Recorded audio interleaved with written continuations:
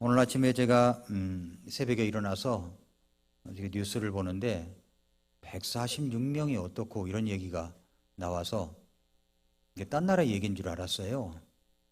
근데 이게 뭐 이태원에서 어쩌고 그래서 지나간 소식인 줄 알았어요. 우리 지나간 데가 이런 데가 없었는데 날짜를 보니까 바로 오늘 날짜로 이게 일어난 겁니다. 너무너무 가슴이 아팠어요. 너무너무 가슴이 아팠어요. 그 아이들이 10대, 20대인데 저는 그 아이들이 그렇게 허망하게 죽어간 것도 가슴이 아팠지만 그 부모들을 생각하니까 정말 가슴이 아팠어요. 그 나이가 되기까지 얼마나 애지중지 키웠겠어요. 나실 때 괴로움 다 잊으시고 기를 때 밤낮으로 애쓰는 마음이 부모의 마음인데 얼마나 애쓰게 키웠겠냐고요. 근데 하루아침에 이것은 세계사 무슨 다른 인도 지역이나 후진국에 뭐 축구장에서 뭐 이렇게 쏟아 나오다가 그런 참사가 있었다는 얘기는 들어봐도 우리나라에서 이런 일이 일어났다고 하는 사실 자체가 야, 이게 도대체 어떻게 된 일이냐, 이게 도대체 어떻게 된 일이냐, 가슴이 아팠어요. 그래서 참 이게 뭐 때문에 이런 일이 일어났는가. 이태원이야 그럼 뭐 축제로 유명하기도 하지만 그러나 이번에가 10월 31일 날 있는 할로윈 축제 때문에 일어난 겁니다. 할로윈 축제 때문에 마스크도 벗고 축제를 한다니까 너도 나도 다 그쪽으로 몰려들어서 젊은이들이 10만 명이 거기 모였답니다. 이태원에 가보신 분은 아시겠지만 길목이 좁아요. 언덕바지예요. 그런데도 불구하고 거기에 10만 명이 그랬고, 오늘 아침에 그 해밀턴 호텔 그 옆에 골목을 제가 거리비로 해가지고서 지도에 들어가서 봤더니 좁은 거예요. 이게 4m밖에 안 돼요. 아니 7m밖에 안 돼요. 그리고 길이는 한 40m 된다고 하니까 그 폭이 7m밖에 안 되는 곳에 몇천 명이 몰려 들어가지고 한 사람이 넘어지니까 그 언덕에서 도미노처럼 다 쓰러져. 세상에 그렇게 엎어져 가지고 151명이 죽었다는 게 이게 말이 됩니까? 가슴이 아팠습니다. 도대체 이게 무엇 때문에 이런 일이 벌어지느냐 하다가 거기 보니까 무슨 뭐 유명한 유튜버가 온다니까 몰려들고 상점마다 이벤트를 한다니까 몰려들고 거리만 그런데 그 술집마다 얼마나 사람들이 꽉꽉 차 있겠습니까? 겨우 살아났다고 소리치면서 119를 불러달라고 하니까 할로윈 축제 때 무슨 쇼하는 것처럼 느껴져서 농담처럼 여겼고 119 구급차가 달려오니까 거기에 또 음악 소리가 꽝꽝 나니까 거기에 맞춰서 춤을 추는 젊은이들도 그렇게 많았답니다. 정말 이번 사고로 인해서 너무 가슴이 아팠고 어려움을 당한 유가족들 마음이 정말로 느껴져서 부모된 심정으로 느껴져서 아침은 정말 어떡하냐 이런 마음이 들었습니다. 그리고 또 이것을 악용해 가지고 또 정부를 공격하고 대통령을 공격하려는 무리들이 있을까 봐 좀 겁이 났어요. 이렇게 해서는 안 됩니다. 그래서 이 할로윈 축제가 도대체 무슨 축제냐 아침에 조금 찾아봤어요. 그래서 물론 악마의 축제다, 악령의 축제다 이런 건 알고 있었지만 이것은 켈트족이 1년의 끝을 10월 31일로 봐가지고 10월 31일이 마지막 날이니까 1년의 끝이니까 그 축제를 그 끝에 맞춰서 추수기간이 끝나고 날이 추워지니까 이제 온기와 불빛과 작별하는 날이다. 그래서 이제 시작이 됐다는 겁니다. 동시에 뭐냐면 저승으로부터 유령이나 마귀가 찾아오는 날이라고, 귀신이 찾아오는 날이라고 생각을 해가지고 이들로부터 해를 입지 않기 위해서는 내가 악마의 얼굴로 분장을 해가지고 분장을 하고 가장 극악한 이 가면을 쓰고 다녀야 되고 음식을 또 나누어 줌으로써 악령을 달래기 위한 일종의 제사 행위였다는 겁니다. 이것이 그래서 이것이 이제 서기 800년 이후에 로마 제국이 들어서면서 기독교의 전파와 함께, 로마 캐톨릭은 기독교라고 할 수가 있는 곳이 아닙니다. 그래서 켈트 전통이 로마 전통과 섞이게 돼가지고 이 사마인 축제도 모든 성인 대축일의 전날 밤의 행사로 만들어버렸다는 거예요. 그래서 로마 카톨릭인 11월 1일을 모든 그 성인 대축일로 정하고 있는데, 그 전야제처럼 이렇게 헬로윈 축제를 했다는 겁니다. 왜 가면을 쓰고 다닙니까? 악마가 달려드니까 자기를 나도 너하고 똑같은 종류다, 이것을 나타내기 위해서 가장 극악한 모습의 악마의 모습을 분장하고 다닌다는 겁니다. 그래서 가면을 쓰는 거예요. 전 이걸 보면서 헬로윈은요, 악령을 기리는 날이에요. 악령을, 이걸 똑바로 우리 엄마들 좀 똑바로 인식했으면 좋겠어요. 악령을 기리는 날이에요. 악령, 마귀, 사탄. 여러분, 마귀가 귀신으로 둔갑을 해가지고 사람들을 끌어들이는 행사에 많은 아이들이 그것도 모르면서 그냥 참여한 거예요. 이번에 그 헬로윈 축제 대참사에 가운데 낀 애들은 왜 꼈는지도 모르고 압살을 당한 거예요. 마찬가지로 헬로윈 축제가 뭔지도 모르고 뛰어들어가지고 아이들이 거기에 빠져들어간 겁니다. 그 상술에 놀아나고 이래서 빠져들어간 거예요. 그렇다면 이번 기회에 헬로윈 축제를 없애버려야 됩니다. 전 이 운동을 시작할 겁니다. 헬로윈 축제를 없애버려야 돼요. 악마의 날이에요. 그리스도인 엄마 아빠 여러분, 유치원에서는요, 이거 안 하면 그래도 후퇴한다, 뭔가 도태됐다고 생각을 해가지고 유치원마다 다 하고 있어요. 유치원마다. 그러면 엄마 아빠들이 항의를 해야 될 거 아닙니까? 왜 이런 악령의 날을 만들어가지고서 유치원에서 하느냐? 엄마들이, 크리스찬 엄마들이 단합이 돼가지고 이런 유치원은 문을 닫아야 된다고 그 앞에서 캠페인이라도 벌여야 되는 거 아닙니까?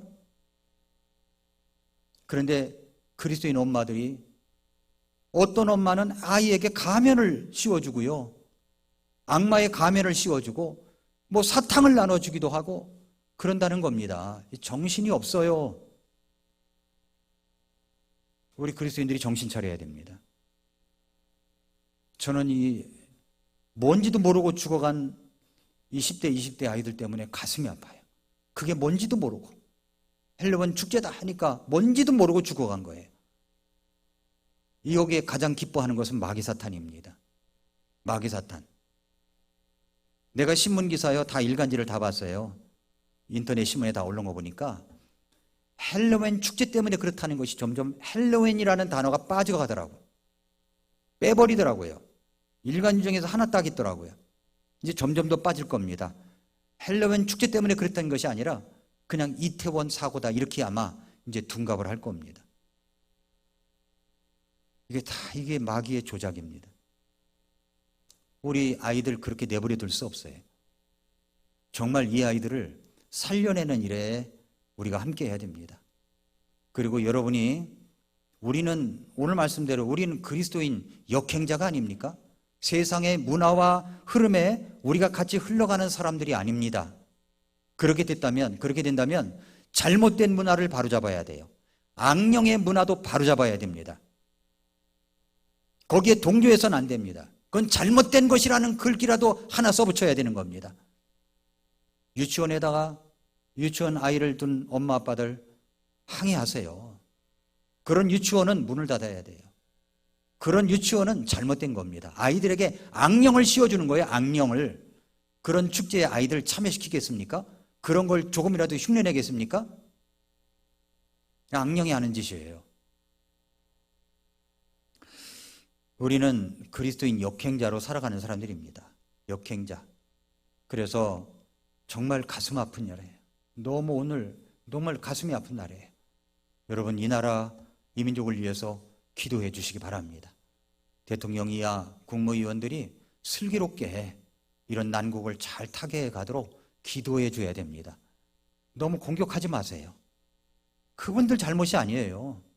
이건 뒤에서 마귀 사탄이 장난친 겁니다. 기도해 주시기를 바랍니다. 그리고 그 부모님들을 위해서도 기도해 주시고요. 이 나라 젊은이들이 올바른 문화로, 긍정적인 문화로 좀 선한 영향력을 받으면서 살아갈 수 있도록 여러분 기도해 주시면 대단히 감사하겠습니다. 저는 이제 매 주일마다 그리스도인 역행자라고 하는 이야기를 여러분에게 드리고 있습니다. 역설의 진리를 말씀드린다고 그랬죠. 사실 인생의 역설을 잘 이해하는 것이 인생의 열쇠입니다. 인생의 역설을 잘 이해하면 그것이 인생의 열쇠가 되어버립니다.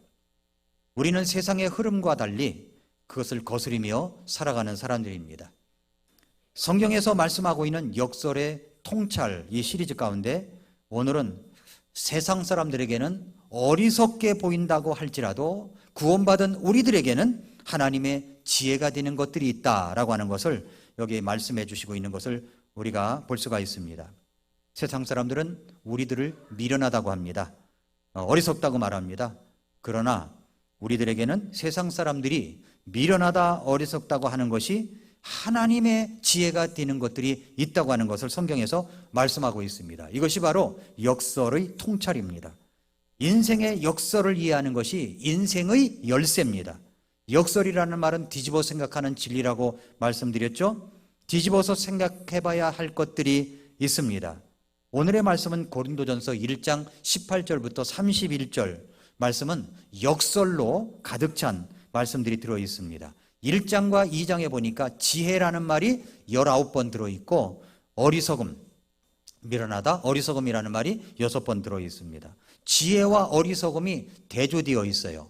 그래서 1단락은 18절부터 25절까지 한 단락이고 26절부터 마지막 절까지 한 단락이고 이렇게 두 대지로 나누어서 여러분들에게 말씀을 드리겠습니다. 첫 번째 대지는 뭐냐면 어리석은 사람과 지혜로운 사람의 대조입니다.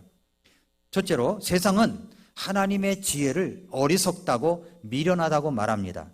세상 사람들은 우리가 믿는 구원의 하나님 예수님을 어리석다고 말합니다. 그래서 우리나라에서는 기독교를 기자를 똑바로 읽지 않고 개자로 읽는 사람들이 많아졌어요. 그래서 기독교를 개독교라고 놀려댑니다. 비난합니다. 입에 담기조차 민망스러운 단어들입니다.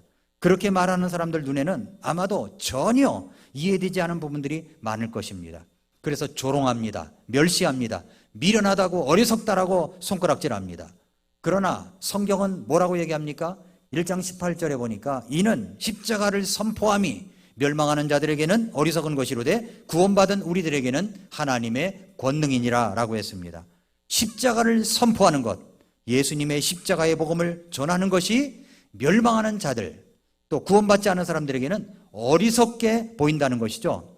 그러나 구원받은 우리들에게는 그것이 하나님의 권능, 하나님의 파워라고 하는 겁니다. 사실은 우리가 세상 사람들이 어리석다고 미련하다고 하는 그 복음으로 구원받은 사람들이에요. 그래서 21절에 보니까 하나님의 지혜에 있어서는 세상이 지혜로 하나님을 알지 못하였으므로 하나님께서 복음 선포의 어리석은 것으로 믿는 자들 구원하시는 것을 기뻐하셨도다 라고 말씀을 했습니다. 이 복음 선포하는 사람들이 있었기 때문에 그런 거예요. 이 복음 선포를 하면 사람들이 야 미련하다 어리석다 라고 하는데 그 어리석은 복음 선포로 인하여 사람들을 구원하시는 것을 하나님께서 기뻐하신다라고 말씀을 하고 있습니다. 세상의 지혜로는요 하나님을 알 수가 없어요. 그래서 주님은 복음 선포하는 것, 그 복음 전도하는 것, 그 어리석다고 하는 그것 때문에 사람들을 구원해 내셨다고 하는 것입니다. 두 번째로 하나님 보시기에 세상의 지혜는 미련하고 어리석은 거예요. 세상의 지혜는 미련하고 어리석은 겁니다. 여러분 로마서 1장 21절 22절에 보면 그들이 하나님을 알 때 그분을 하나님으로 영화롭게 하지도 아니하고 감사하지도 아니하며 오히려 자기들의 상상 속에서 허망해지고 또 그들의 어리석은 마음이 어두워졌나니 그들은 스스로 지혜롭다고 선언하나 어리석은 자가 되어라고 그랬습니다. 스스로 지혜롭다, 똑똑하다고 선언하는 어리석은 자들이 우리 주변에는 정말 많습니다. 그래서 사람들은 자신들이 지혜롭다고 생각하기 때문에 어리석은 짓들을 행합니다. 우상숭배를 합니다. 미신을 섬깁니다. 첨단을 건넌 IT 개업식에 돼지 머리를 놓고 그 앞에 돈을 끼워 놓으면서 고사를 지내는 곳도 있습니다. 제가 옛날에 어느 한 광고회사에 성경 공부를 나갔어요. 광고회사에. 근데 그 광고회사에 성경 공부를 나가서 한 명이 크리스천이 있었는데 그분이 전도를 해서 한 명이 구원받았어요. 그래서 제가 신방을 갔는데 그 전도사 때입니다. 신방을 갔는데 한 사람이 영화 담당하는 사람이 딸려왔어요. 같이 왔어요. 식사를 하면서 복음을 전했더니 이분이 또 구원을 받았어요. 그러면 여기서 성경 공부하자 그래서 토요일마다 그곳에서 성경 공부를 시작했습니다. 그때는 이제 토요일 날도 같이 근무를 다 했던 때니까. 그런데 이제 그렇게 해서 시작된 성경 공부가 어느 정도였냐면은 20몇 명이 모여서 성경 공부를 했어요. 직원은 한 80여 명 되는데 그런 광고회사였었는데 20여 명이 모여서 성경 공부를 했습니다. 제가 이제 그때 목사 안수를 받았는데 목사 안수식 때 그 회사, 광고회사의 모든 장비, 카메라, 또 사진 카메라 다 들고 와서 찍어줬던 기억이 납니다. 그분들이. 근데 20몇 명이 성경 공부를 하는데 거기에 이제 영화 담당하시는 분이 있었거든요. 근데 이분이 그때 영화가 어떤 영화냐면 지금도 잊어버리지 않는 것이 만홍의 샘이라고 하는 영화가 있었어요. 만홍의 샘. 잘 알지 못할 겁니다. 근데 그 영화를 수입하면서 그 건물 옥상에다 놓고서 고사를 지냈다는 겁니다. 그래서 제가 그걸 영화 담당했던 구원받은 크리스천 그분에게 전화를 해가지고 막 야단을 쳤어요. 어떻게 크리스천이 이런 거를 주도할 수가 있느냐. 어떻게 이럴 수가 있냐고. 그랬던 기억이 나요. 그러니까 세상 사람들은 그게 지혜롭다고 생각하는 거예요. 그것이 안전한 길이라고 생각하는 겁니다. 그래서 돼지 머리를 놓고 거기다가 절을 하는 거예요. 돈 꿰놓고서 절을 하는 겁니다. 돼지 머리가 지켜줍니까? 근데 그게 어리석은 짓을 하는 거예요. 똑똑하다고 하는 사람들이, IT에 정말 어떤 첨단을 걷는 사람들이 그 일을 하고 있는 겁니다. 여러분, 우리는 세상을 살아가면서 세상의 지식을 많이 습득을 해야 합니다. 책을 읽어야 되고요. 근데 그 우리가 지식을 습득하고 처리하고 사용하려면 하나님의 지혜가 합해져야 그 빛을 발할 수가 있는 겁니다. 무슨 말이냐면은 이 말입니다. 많은 사람들이 이제 고전을 읽으라고 하죠. 고전 읽어야 됩니다. 시카고 대학이 이제 허친슨 총장이 부임을 하면서 고전 읽기 100권을 읽게 해가지고서 학교가 완전히 달라진 거 아닙니까? 그래서 노벨상 수상자가 지금까지도 80여 명이 넘는 사람들이 나왔어요. 고전을 읽습니다. 그런데 영국의 부흥을 이끌었던 젊은 목사님이 한 분이 있었는데 로버트 머리 맥체인이라고 하는 목사님이 있었어요. 근데 이분이 친구에게 편지를 보냈는데 이런 내용이 들어있었습니다. 잘 들어보세요. 우리 주위에서 고전을 읽어야 한다라고 이야기를 한다. 우리는 주위에서 고전을 읽어야 한다. 물론 고전을 잘 알아야 하는 것은 맞다. 하지만 독성 물질을 다루는 화학자가 독이 몸에 들어가지 않도록 조심하여 실험하듯이 고전을 대해야 한다. 이렇게 이야기를 했어요. 자기계발서적, 고전 독서 많이 해야 합니다. 그러나 어떻게 읽어야 돼요? 마치 독성이 들어가 있는 독이 몸에 들어가지 않도록 조심하여 실험하듯이 그렇게 흡수를 해야 된다는 겁니다. 그러니까 조심해야 되겠죠? 그 지식을 처리하는 데 있어서 하나님의 지혜가 합쳐져야 크리스천으로서의 빛을 발할 수가 있다는 이야기입니다. 그러므로 하나님이 보시기에 세상의 지혜는 미련하고 어리석은 것이다라고 하는 겁니다. 셋째로 세상 사람들이 말하는 하나님의 어리석음은 구원받은 우리들에게 있어서는 그것이 참된 지혜라는 사실입니다. 자신의 죄에 빠져 구원받지 못한 사람들은 복음이 미련하다고 비웃습니다. 그런 사람들은 진지한 인생의 고민과 종말에 대해서 생각해 본 적이 없는 사람들일 것입니다. 그저 사람들이 이야기하는 것을 주워 모아가지고 자기 이제 자리 잡게 한 다음에 정말 어리석은 쓰레기 같은 생각들을 자기 것인 양 어리석게 이야기하는 사람들이라고 볼 수가 있습니다. 그들은 우리가 이 코로나 시대에 왜 이 자리에 모여가지고서 하나님 앞에 예배하느냐, 이 어리석다고 이야기를 합니다. 여러분, 지난 정부에서 얼마나 우리가 예배드리는 것을 갖다가 코로나만 걸렸다 하면 교회발이라는 말을 써가지고 얼마나 그것을 우습게 만들었습니까? 교회를 완전히 무너뜨린 것이 전 정부예요.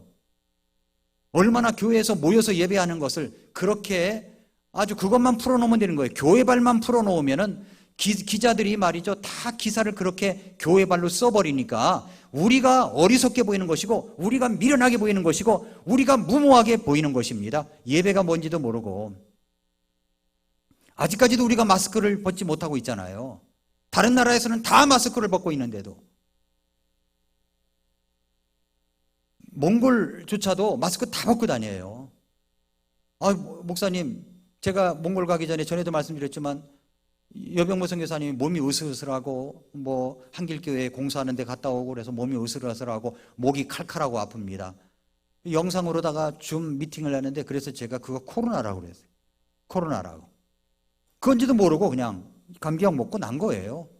그리고 생활해요. 아무렇지도 않게 생활해요. 몽골의 비행기를 탈 때까지는 마스크를 벗고 있어요. 비행기 타는 순간 마스크를 써야 돼. 이런 일들이 벌어지고 있어요. 후진국에서도 다 개방된 것을 우리나라에서는 아직도 이걸 못 벗고 있습니다. 못 벗고 있어요. 생각해 보세요. 여기서 밥을 먹고 있다가 셀프 반찬 가지러 갈 때는 마스크를 쓰고 가서 이렇게 가져온다는 거, 그거 보면요 얼마나 우스운지 몰라요. 야, 정말 웃긴다. 저거 진짜 유머 1번지에 나왔으면 참 좋겠다. 그런 생각이 들 때가 너무 많아요. 아직은 나라에서 해제하지 않았기 때문에 우리가 나라의 정책을 따르는 마음에서 하고는 있지만, 우리 찬양대 그 이쁜 목소리로 다 마스크를 쓰고 있으니까 이게 좀 제대로 된 실력이 삭감되는 거 아닙니까? 목포에 갔더니 이제 최종길 목사님이라고 계세요. 이분이 악보도 만들어가지고 우리 교회에서 그 악보 만드는 거 가지고 찬양하셨죠? 예, 했어요. 근데 그 목사님은 항상 그걸 들으시나 봐요. 정말 우리 교회 숫자는 많지 않아도 그걸 소화해낸다는 것은 대단한 실력이라는 거예요. 너무너무 잘한다는 거예요, 우리 교회에. 그래서 이제 제가 어깨에다 좀 보이지 않지만 어깨에 힘 좀 주고 그랬습니다만은, 왜 마스크를 쓰고 하냐. 참 나 이게 막 벗게 하고 싶은데 또 이제 나라 정책이 그러니까 그냥 따라가는 마음에서 하고 있습니다만은 그런 거예요. 우리가 교회에서 예배 모이는 것이 사람들에게는 어리석게 보일지 몰라요. 이 시간에 정말 이 아름다운 가을 나들이를 갈 수 있는 시간에 함께 모여서 예배 드리는 것, 이것이 사람들에게는 어리석게 보일 수가 있습니다. 저는 2007년도에 우리나라에서 샘물교회, 분당에 있는 샘물교회 성도들이 아프가니스탄 단기 선교회를 갔다가 거기서 탈레반에 의해서 23명이 납치되어 배영규 목사님과 형제 한 명이 탈레반에 의해서 죽었던 때가 있었죠. 그때 이 대한민국에서 그들을 조롱하며 했던 말들이 아직도 생생하게 기억이 납니다. 왜 세금을 가지고 그들을 위해서 쓰느냐는 등 조롱과 멸시와 비웃음을 던졌던 사람들의 목소리를 저는 잊을 수가 없습니다. 지금 아프가니스탄을 장악한 이슬람 순위파 극단주의 무장단체 탈레반이 이 샘물교회 성도들을 납치하고 2명을 죽은 일에 대해서 어떤 사과도 없이 우리나라와 경제 협력과 교류를 희망한다고 그렇게 이야기를 합니다. 제대로 된 정신이 박힌 정부 관료자들이라면 우리나라 국민이 외국에서 죽어간 일을 잊지 말고 거기에 대한 선사과를 받아야 될 건데 그렇지도 않아요. 왜 그렇게 구원받은 그리스도인들은 그런 위험한 국가까지 가면서 선교를 하려고 하는 것입니까? 왜 30년 전 몽골의 동토의 땅에 모든 젊음을 전부 다 가지고서 여기서 직항도 없이 북경까지 가서 거기서 기차를 타고 30시간 기차를 타고 몽골 울란바토르에 들어가서 그렇게 선교를 한 것입니까? 왜 그렇죠? 왜 오지에 그렇게 중동 탈레반들이 설치는 국가에 가서 우리가 복음을 전해야 되는 것입니까? 사람들에게는요, 그것이 미련하게 보이는 거예요. 어리석게 보이는 겁니다. 왜 그 짓을 하냐는 거예요. 그러나 고린도전서 1장 21절에 뭐라고 그랬습니까? 하나님의 지혜에 있어서는 세상이 지혜로 하나님을 알지 못하였으므로 하나님께서 복음 선포의 어리석은 것으로 믿는 자들 구원하시는 것을 기뻐하시도다라고 했습니다. 사람들이 볼 때는 어리석은 방법이지만 하나님께서 보실 때는 정말 지혜로운 방법이 복음 선포입니다. 그러니까 복음을 전하는 거예요. 선교하는 것입니다. 예수님 믿으라고 하는 거예요. 사실 말이죠, 우리가 이렇게 복음 전해줬던 세상 사람들이 볼 때 어리석은 사람들, 미련한 사람들이 아니었더라면 우리에게 여기까지 복음이 왔겠습니까? 침례교도의 그 올바른 믿음이 여기까지 왔겠습니까? 오지 않았을 거예요. 그 죽음의 피 흘린 발자취의 역사를 보면은요, 이 천주교에서 이 암흑기 시대 때 예수님을 올바로 믿고 침례를 믿고 복음 선포를 믿는 이 무리들을 갖다가 잡아다가 사자밥이 되게 하고 화형을 시키고 죽인 사람이 5천만 명이 넘어요. 5천만 명이. 역사 속에서 이런 사람들이 볼 때는 미련하다고 하는 사람들 때문에 복음이 순수하게 여기까지 내려온 것입니다. 사실 사람들이 볼 때 우리도 미련한 것이 얽혀져 있던 사람들이었고 그런 나라였어요. 이런 나라에 선교사님들이 들어와서 복음 선포를 하고 교회를 세우고 또 그 선교사님들의 자녀들이 풍뚜병에 걸려가지고 죽어가고, 양아진에 가면은요, 양아진 묘소에 가면 어린아이 묘지도 그렇게 많아요. 그 미련하게 어리석게 복음을 전하였던 그 선교사들의 무덤이 양아진에서 증명하고 있습니다. 그 어리석음 때문에 우리가 구원받고 여기까지 오게 된 것입니다. 그 어리석은 복음 전도는 지금도 계속돼야 됩니다. 그래서 우리 하나님께서 역설적으로 이야기하신 거예요. 자, 이것이 이제 첫 번째 단락이고, 두 번째 단락. 그렇다면 하나님께서 쓰시는 사람들은 어떤 사람들이냐는 겁니다. 하나님께서 쓰시는 사람들. 오늘 본문에 등장하는 사람들은 어떤 사람들입니까? 지혜로운 자도 아닙니다. 강하지도 않아요. 고귀하지도 않아요. 어리석습니다. 약합니다. 천합니다. 가진 것이 없습니다. 멸시조차 당합니다. 이런 사람들을 한마디로 뭐라고 얘기하냐면 별 볼 일 없는 사람들이에요. 별 볼 일 없는 사람들. 그러나 오늘 본문에서는 그 별 볼 일 없는 사람들을 택하셔서 사실 지혜롭다고 뻐기는 사람들, 강하다고 생각하는 사람들, 잘났다고 하는 사람들, 그런 사람들을 부끄럽게 하시기 위해서 이 별 볼 일 없는 사람들을 쓰셨습니다. 하나님은요, 별 볼 일 없는 사람들을 택하십니다. 이 별 볼 일 없는 사람들이 없었다면 교회사를 다시 써야 할지도 모릅니다. 많은 영혼들이 복음의 영향을 받지도 못했을 것입니다. 여기 별 볼 일 없는 사람들이 있습니다. 여기 얼마나 중요한 사람들입니까? 그들은 이름도 없이 하나님을 섬기는 하나님 나라의 일꾼들입니다. 하나님의 영광을 구하지 않고 사람의 영광을 구하지 않고 성실과 근면으로 묵묵히 사람들의 영광을 구한 게 아니라 하나님의 영광을 구하는 사명을 다하는 일꾼들이었습니다. 오카스 부족에게 복음을 증거하려 하다가 젊은 나이에 순교를 당한 짐 엘리옷이라고 하는 선교사가 있었습니다. 그분이 선교사라고 하는 이 선교사의 의미를, 정의를 내렸는데 이렇게 이야기를 했어요. 위대하신 그분을 영화롭게 하기 위해서 애쓰는 별 볼 일 없는 사람들. 이게 선교사래요. 위대하신 그분을 영화롭게 하기 위해 애쓰는 별 볼 일 없는 사람들. 이게 선교사래요. 우리의 생각 속에 유명하지 않은 사람들은 필요 없는 사람들이라고 생각하는 것은 확실하게 잘못된 생각입니다. 제가 수년 전에 필리핀 단기 선교를 다녀온 적이 있습니다. 우리 교회는 이제 몽골에 집중적으로 선교를 하고 있어요. 그리고 우리의 선교의 협력교회인 행당동 교회와 그리고 큰빛교회가 미얀마 선교를 하고 있기 때문에 우리도 똑같이 몽골에 선교하는 것처럼 미얀마에 이제 그렇게 관심을 갖고 집중 선교를 하게 될 것입니다. 그런데 이제 필리핀은 그때 당시에 우리나라에 이제 외국인 성서 침례교회라고 있어요. 외국인 성서 침례교회. 외국인들만 모여요, 거기는. 근데 외국인인데 필리핀 사람들만 모입니다. 근데 그 교회를 담당하고 하시는 분이 이상호 목사님이세요. 한번 우리 교회 한번 와서 말씀을 전하신 적 있으시죠? 이상호 목사님이세요. 그분은 자비량 텐트 메이커입니다. 그러니까 자기가 벌어가지고 사업을 내서 그것을 가지고 선교를 하시는 분이에요. 그 사업을 이제 딸에게 물려주고, 이제 딸이 이제 결혼했습니다만 딸에게 물려주고 딸이 이제 그 일을 하는 것 같아요.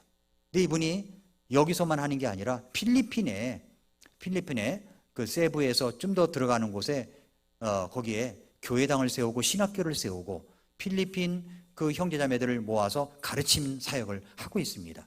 그래서 이분이 도대체 어떻게 혼자 그런 사역을 하시는가 해서 이제 그 필리핀을 친구 목사님들과 함께 다녀왔습니다. 정말로 놀랍게 선교를 하고 계시더라고요. 거기에 돈이 생길 때마다 이제 체육관을 조금씩 짓고 기숙사 짓고 건물 짓고 그렇게 하고 계신 거예요. 정말로 놀라웠습니다. 깜짝 놀랐어요. 한 분이 어떻게 이렇게 할 수가 있는가. 그 동네를 보면요, 별 볼 일 없는 동네예요. 사람들도 보면은 별 볼 일 없는 사람들처럼 보여요. 그런데 하나님께서는 한 사람을 세우셔서 그곳에 복음을 전하고 영혼들이 구원받고 교회가 세워지는 그런 역사가 있었습니다. 그때 이제 저도 와가지고 교회당 하나 짓는데 200만 원쯤 든다 해가지고, 거기는 무슨 뭐 겨울을 나기 위한 예배당을 짓진 않잖아요. 여름이니까. 그래서 항상 더우니까. 그래서 거기에 저희가 또 거기에 필요한 금액을 보내주고 그랬던 적이 있습니다. 우리도 별 다른 사람이었습니까? 우리도 사실 알고 보면 별 볼 일 없는 사람들이었어요. 그러나 하나님께서는 어떤 사람들을 쓰신다고 하셨습니까? 26절 다시 보세요. 형제들아, 너희를 부르신 것을 너희가 보거니와 부르심을 받은 자로서. 어떤 사람을 쓰시는가? 여러분을 부르셨는데, 그렇다면 여러분 자신을 보라고 말씀합니다. 육체를 따라 지혜로운 자가 많지 아니합니다. 강한 자가 많지 아니합니다. 고귀한 자가 많지 아니합니다. 한마디로 별 볼 일 없는 사람들이란 말이죠. 하나님은 어떤 사람을 쓰십니까? 제가 세 가지로 나눠봤어요. 첫째로, 하나님은 나이에 상관없이 부르시고 쓰십니다. 나이에 상관이 없어요. 자, 나이가 많다고 생각하시는 분이 계십니까? 예, 제가 정말 안타까운 것은요, 우리 연세 많으신 분들을 모시고 효도 관광이라도 다니고 싶은데, 이 효도 관광 간다고 하니까 좀 이게 좀 안타까운 마음이 계세요. 이렇게 마음대로 다니시지 못하고 그런 분들이 있으니까. 제가 효도 관광 다닐 차례인 것 같아요. 제가. 여러분 웃잖아요, 그죠? 예, 저도 우스워요. 저도. 예, 그 나이가 많다고, 난 나이가 많으니까 하면서 뒤로 후퇴 하시는 분들이 있거든요. 근데 여러분 성경에서 모세를 한번 보십시오. 모세는요, 인생 나이 40에 뭔가 하나님을 위해서 자신의 의지로 해보겠다고 생각을 해가지고 모세의 피 속에 이스라엘의 피가 흐르고 있었습니다. 예, 그 이제 히브리 민족의 피가 흐르고 있었는데, 그것을 가지고 민족을 위해서 뭔가 해보려다가 그만 살인을 저지르고 말았어요. 그리고 쫓겨서 광야로 나가서 미디안 광야에서 40년을 보냈습니다. 자, 그렇게 할 일 없이 양떼나 치고 있다가 40년을 지났는데 나이가 몇입니까? 80세예요. 80세에 하나님께서 떨기나무 가운데서 나타나셔가지고 그를 부르셨습니다. 80세 부르셨어요. 그래서 민족을 위한 일을 시키셨는데, 그가 80세의 부르심을 받아서 40년 동안 쓰임을 받았습니다. 모세는요, 120세에 죽었는데 건강하게 죽었어요. 건강하게. 그러니까 우리 연세 많으신 분들 목표가 건강하게 죽는다. 이게 목표가 돼야 됩니다. 건강하게. 근데 하나님이 데려가신 거예요. 순간적으로 데려가신 거예요. 건강하게 우리가 죽어야 됩니다. 하나님께서 모세를 이스라엘 민족을 위하여 쓰시겠다고 부르신 나이가 80살이고 40년 동안 그렇게 쓰신 것입니다. 여러분 나이가 많다고 생각하십니까? 여러분 갈렙을 보십시오. 나이가 75세였지만 그 산지를 내게 달라고 기도하잖아요. 그러니까 여러분의 나이는 많은 게 아닙니다. 많은 게 아니에요. 반대로 나이가 어리다고 생각하는 사람들이 있잖아요. 나는 나이가 어려. 나같이 어린 자가 정말 뭐 하나님께 뭐 쓰임 받을 수 있겠어? 생각하는 사람도 있을 것입니다. 나는 뭐 10대의 나이인데 뭐 10대. 나는 뭐 20살밖에 되지 않았는데 뭐 이렇게 생각합니까? 그러나 우리는 나이가 어리더라도 주님께서 사용하신다는 사실을 성경에서 볼 수가 있습니다. 여러분 디모데를 생각해 보십시오. 디모데는 사도 바울이 1차 선교 여행 중에 루스드라에서 만난 젊은 청년이었어요. 그런데 이 젊은 디모데가 사도 바울의 제자가 되어 주님을 따릅니다. 주님을 섬겨요. 그런데 그 어린 사역자에게 사도 바울이 보내는 개인 서신, 목회 서신이 있었습니다. 그게 바로 디모데에게 보내는 전서, 디모데에게 보내는 후서가 된 겁니다. 그 말씀 속에서는 디모데가 얼마나 어린지 뭐라고 얘기했냐면 네 연소함을 업신여기지 않도록 하라고 그랬어요. 네가 어리다고 사람들에게 업신여김을 받지 않도록 하라고 이야기할 정도로 디모데는 정말 목회에 있어서 어린 나이였습니다. 그런데 그 어린 나이에 하나님은 나이에 상관없이 쓰신 거예요. 스펄전 목사님은 20대도 되기 전에 강단에서 설교를 냈습니다. 설교를. 그렇게 쓰시는 겁니다. 그러므로 하나님은 어떤 하나님이냐면 쓰시는데 나이에 상관없이 쓰신다는 겁니다. 나이에 상관없이 쓰시는 분입니다. 자, 두 번째로 하나님은 지식에 상관없이 부르시고 쓰십니다. 지식에 상관없이. 자, 여러분은 얼마나 공부를 했습니까? 근데 나이가요 60이 넘고 70이 되고 80이 되면요 지식의 평준화가 돼버린대요. 건강의 평준화가 돼버린대요. 자, 그런데 여러분 지식이 많다고요? 최고의 학부까지 나왔습니까? 아니, 그렇지 못하다고요? 지식적으로 볼 때 정말 모자라고 부족하고 가방끈이 짧다고 생각하십니까? 그래도 나 같은 자를 주님께서 쓰신다는 것에 망설여진다는 거죠. 나를 쓰실까? 난 배우지도 못하는데. 그러나 성경에는 지식에 상관없이 하나님께 쓰임받은 사람들이 엄청 많습니다. 먼저 베드로를 보겠습니다. 베드로는 사도행전에서 오순절날 성령님이 임하시고 베드로가 성령의 권능을 힘입어 모인 사람들에게 하나님의 말씀을 전했습니다. 그랬더니 3,000명이 회개하고 예수님을 영접하는 역사가 일어나서 예루살렘 교회 회원이 멤버가 된 역사가 있었습니다. 그의 설교를 듣고 사람들이 마음에 찔려서 우리가 어떻게 하면 좋지? 어찌할꼬 하는 마음이 생겼던 것이 베드로의 설교입니다. 그리고 베드로의 설교를 듣고 사람들이 말하기를 뭐라고 그랬냐면은 야, 저 베드로는 배우지도 못한 사람인데 어찌 저럴 수가 있지? 이렇게 이야기를 했다는 거예요. 그러니까 베드로는 배우지 못한 사람이라고 널리 알려진 사람입니다. 그런데 베드로는 예수님의 수제자로서 아주 놀랍게 쓰임받은 사람이 되었습니다. 성경에서 그래도 학문이 있다라고 하는 사람들을 들자면 사도 바울입니다. 사도 바울. 그는 공부를 정말 많이 한 사람이에요. 그것은 주변 사람들도 그렇게 인정을 하고 있습니다. 그래도 아무리 학문이 깊고 많이 알고 있어도 우리 그 주님을 만나 구원을 받게 되면 자신이 알고 있는 그 모든 지식이 아무것도 아니라는 것을 깨닫게 됩니다. 그래서 뭐라고 그랬어요? 내가 그 모든 것을 배설물로 여긴다고 그랬잖아요. 배설물이 뭔지 아시죠? 배설물이에요. 배설물을 처리하면요 미련도 없어요. 그렇게 여긴다는 겁니다.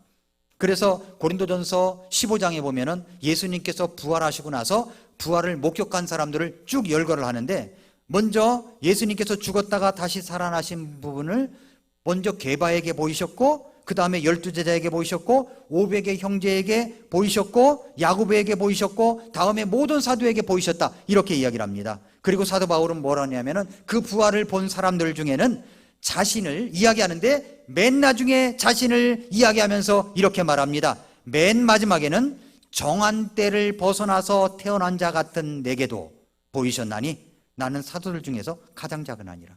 자신을 뭐라고 얘기합니까? 아이가 10달을 채워놓고 아이가 나와야 되는데 10달을 채우지 못해서 8달 반 만에 나온 미숙아처럼 그런 자기에게도 하나님께서 예수님께서 부활하신 것을 보여주셨다라고 이야기를 하는 겁니다. 사도 바울은 사실 학식이 높은 사람이에요. 많이 배운 사람이었습니다. 그 당시에 최고의 학부를 나온 사람이었습니다. 그러나 우리 주님 예수 그리스도를 만나 구원을 받았고 확실하게 주님이 붙들림 바 되고 나니까 자기가 알고 있다는 모든 것들이 다 이제 아무것도 아니라는 사실을 깨닫게 된 겁니다. 정말 자기는 별 볼 일 없는 사람이라고 느껴지게 된 겁니다. 예수님을 만나니까 자신이 초라하게 보인 거예요. 그러나 하나님께서는 그런 사람이랄지라도 들어서 쓰시는 겁니다. 내가 쓰임받는 것은 전적인 하나님의 은혜라는 거죠. 하나님의 은혜. 그래서 지식에 상관없이 하나님은 부르시고 쓰신다 하는 겁니다. 마지막 세 번째는 뭐냐면 하나님은 성별에 관계없이 부르시고 쓰십니다. 성별. 자, 하나님은 남자도 쓰십니다. 하나님은 여자도 쓰십니다. 하나님은 남자만 사용하시는 것이 아닙니다. 하나님은 여자도 놀랍게 쓰십니다. 우리 침례교회는 남자에 한해서만 목사가 될 수 있고 집사가 될 수 있음을 믿습니다. 그건 성경적이기 때문에 그런 것입니다. 여자가 목사가 된다거나 여자 집사를 세우거나 여자 권사를 세우거나 또 여자 장로를 세우거나 그렇게 하지 않습니다. 왜냐하면 성경에 그런 것이 없기 때문에 그렇습니다. 그런데 우리는 설교도 남자에 한해서만 할 수 있음을 믿습니다. 그렇다면 자매들은 이제 뭐 기가 죽을 수 있잖아요. 뭐 우리 교회는 뭐 자매들 직분도 안 주고 뭐 그러는데 뭐 이러면서 이제 기가 죽어야 합니까? 아닙니다. 그렇지 않아요. 가장 놀라운 일들을 자매님들이 한다는 거죠. 부엌에 들어가서 주방에 들어가서 봉사하는 분이 없으면 점심 먹을 수 있어요? 지금도 이제 주방에서 봉사하시는 분들이 있는데 먹을 수 있습니까? 없어요. 예수님께서 사역하실 때 옆에서 예수님을 돕던 사람이 누구였습니까? 물론 12제자가 있었어요. 모두 남자입니다. 예수님과 제자들은 돈을 버는 사람이 아니었습니다. 아침이면 일어나서 식사를 해야 됩니다. 점심도 먹어야 됩니다. 저녁도 먹어야 됩니다. 또 이분들이 장정들이기 때문에 간식도 먹어야 되겠죠. 그런데 예수님과 그 일행들은 필요가 있었죠. 돈 버는 사람은 없었어요. 필요가 있었습니다. 그렇다면 그 모든 것을 뒷바라지한 사람들이 누구였단 말입니까? 자매님들이었어요.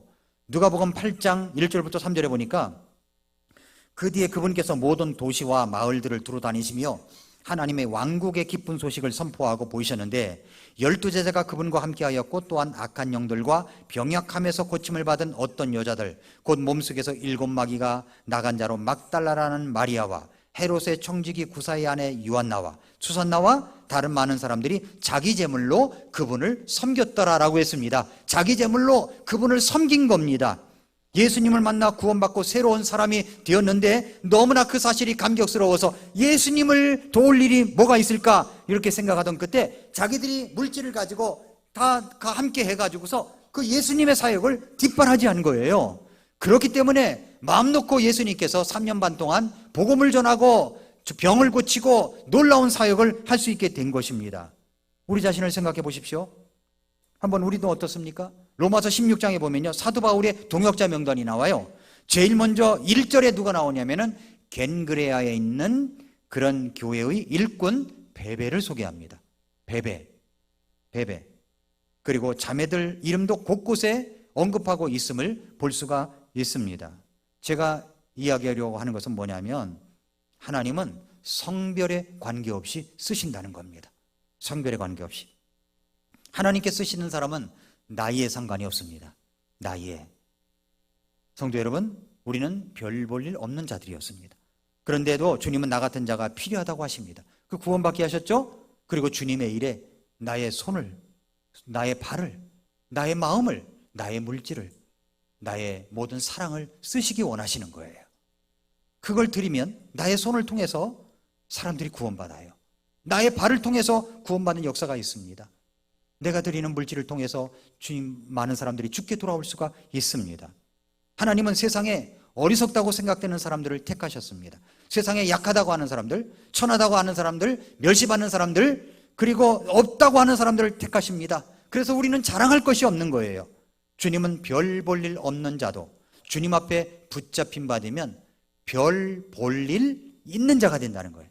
왜냐하면 다니엘서 12장 3절에 말씀하시기를 지혜로운 자들은 궁창의 광채같이 빛나고 많은 사람을 의로 돌아서게 하는 자들, 많은 사람을 의로 돌아서게 하는 자들, 구원받게 하고 사람들을 살려내는 일들을 하는 자들은 별들과 같이 영원무궁토록 빛나리라.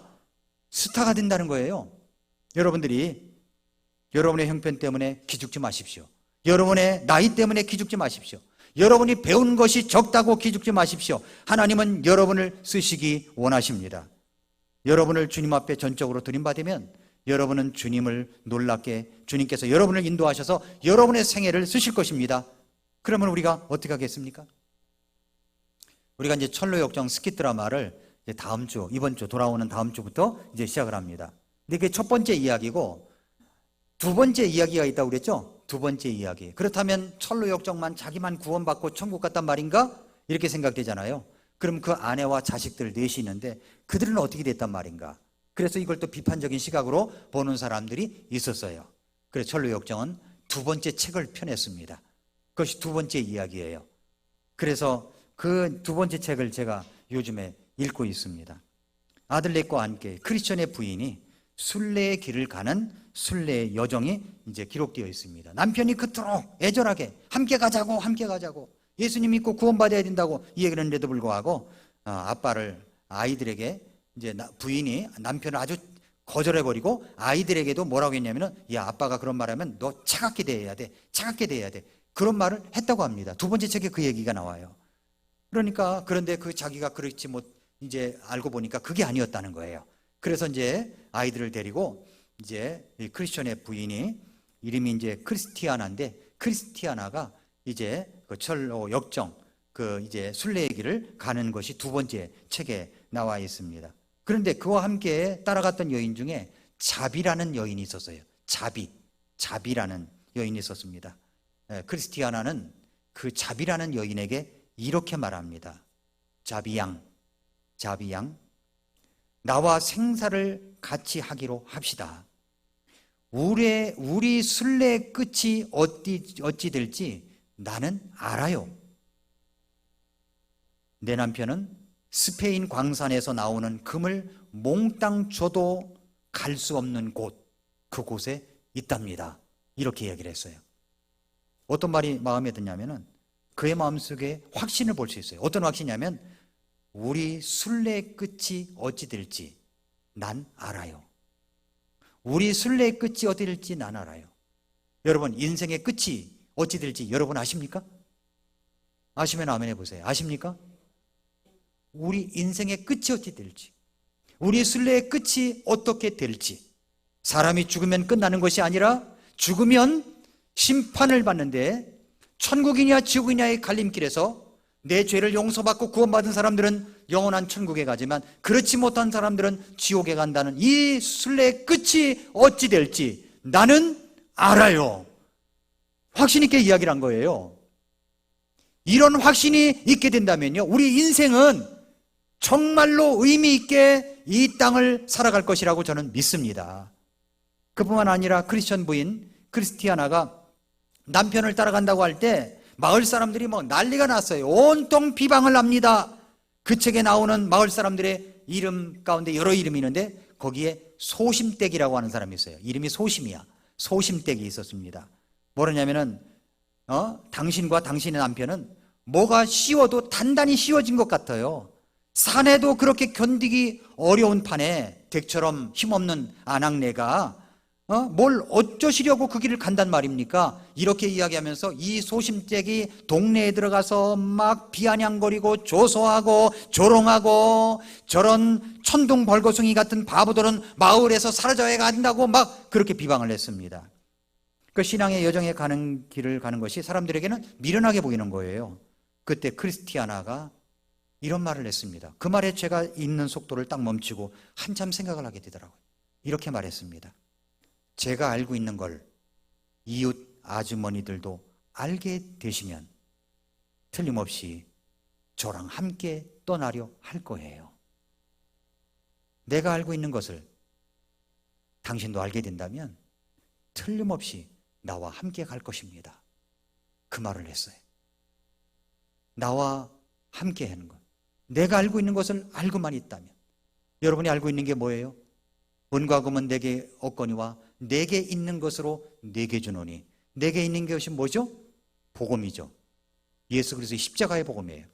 그것을 전하기 위해서 집에서 남편에게, 아내에게 정말 겸손하게 접근하고 밤낮 기도하고 애태우고 그러는 거 아닙니까?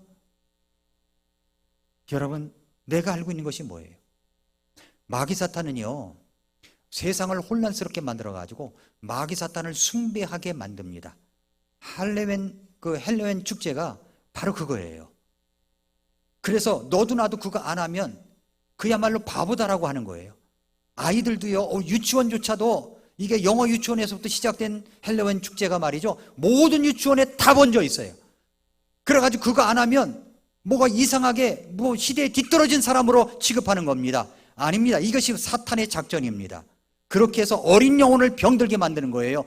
헬로윈 그 축제에 익숙하게 만들어가지고 결국은 10대, 20대 때 거기에 빠져들어서 이런 대참사가 일어나게 된 겁니다. 그렇게 된다면 그 어린 영혼들 무슨 아무것도 모르고 그렇게 되는 겁니다. 우리가 그들을 내버려 둔다면 마귀 사탄이 그들의 마음을 점령하게 됩니다. 우리가 뭘 해야 됩니까? 우리가 갖고 있는 복음, 내가 알고 있는 것을 당신도 알게 된다면 아마 나하고 같이 갈 거예요. 이 복음을 우리가 전해야 되지 않겠습니까? 몇 명에게 그렇게 하시겠습니까?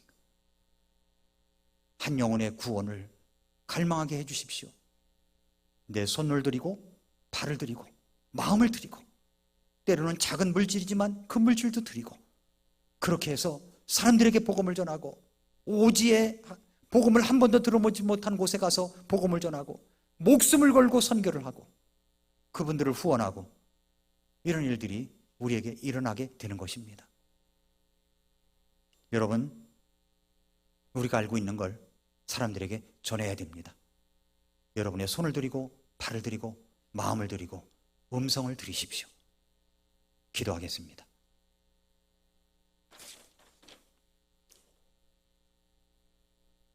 조용히 머릿속에서 이 시간 기도하겠습니다.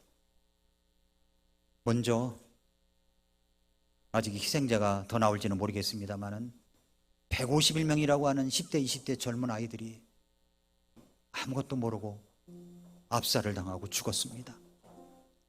그 유가족을 위해서 기도해 주시기 바랍니다. 하나님께서 그분들을 위로해 주십사하고 이 난국을 잘 타게 나갈 수 있도록 대통령과 국민들을 축복해 달라고, 이 잘못된 문화들, 악영향을 끼치는 이 문화들, 이 사탄의 문화들이 사라질 수 있도록 기도하시기 바랍니다.